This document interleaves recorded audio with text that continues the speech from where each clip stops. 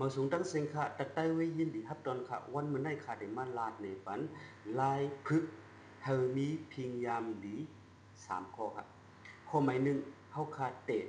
จำพึกด้วยตีอันเล็กๆเลยอันง่ายๆค่ะ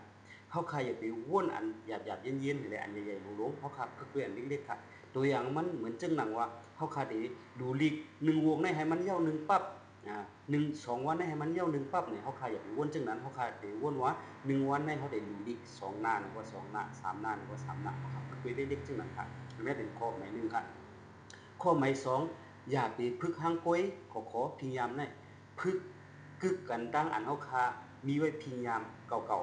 ๆอันนั้นมันเคยหมายถึงซึ่งเหมือนจังหนังตัวอย่างมันกลางนะมึงแรงมาเฮาคันลูกสุกนาเย้าก็เฮาก็กินน้ำนึงก็เฮาคาได้นั่งตะลาเฮาคาได้ไหว้พระสังว่าเฮามีพยายามอันในไว้จึงนี่ก็เพราะว่าเฮาคาไหว้พระนั่งตะลาเย้าก็เฮาคามาดูลีกตา2 หน้านี่ก็2 หน้าอันนั้นก็ตา5 เม็ดนี่ก็5 เม็ดเฮาคามาพึกให้มันกึกกันดังอันพยายามเก่าๆเฮามีไว้นั่นค่ะอันให้เป็นข้อหมาย2ค่ะข้อหมาย3เนี่ยก็เฮาคาพึกให้มันมีข้าวยามตายตัว8เม็ดค่ะเฮาคามักมันว่า7โมงนี่ก็7โมงกลางไหนอันนั้นนี่ก็กลางค่ำ8โมงนี่ก็กลางค่ำ8โมง9โมงเฮาคาสั่งถูกข้าวยามไหลมันตึงงำข้าวยามไหลตั้งเฮานี่ก็เฮาคามักมันข้าวยามนั่นหือก็ให้มันเมียนจอมข้าวยามมันพึกด้วยอันนี้ค่ะ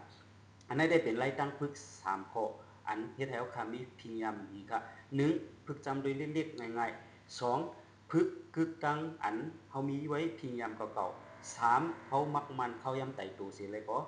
พึกกว่าสังว่าพึกกว่าจังไหนเขาตั้ง21วันไหนจึงพยายามอันไหนมันได้จับกว่าสิเลยเฮาได้เป็นเฮ็ดกว่าสิไหนเจ้าไปใส่เขาได้ก็ค้นคว้าหันไว้จังนั้นนะเขาพี่น้องเขาคารู้จงยุ่มค่ะเอากว่าพึกจำด้วยค่ะอำนังก็พี่น้องเขาพึกจึงอยู่ไหนจอยคอมเมนต์มาบันด้วยดีตั้งใจในก็เลยค่ะสังว่าน้องเสียงอันไหนมีพอดีแต่พี่น้องเขาในจึงจอยติ๊กไลค์ติ๊กแชร์บันเสียกำค่ะยินจงขอบใจค่ะตัดไตไว้ตึกโซนโยงเจอไผ่ไตสร้างไปขึ้นใหญ่ตาสูมาสูงตั้งเสียงค่ะ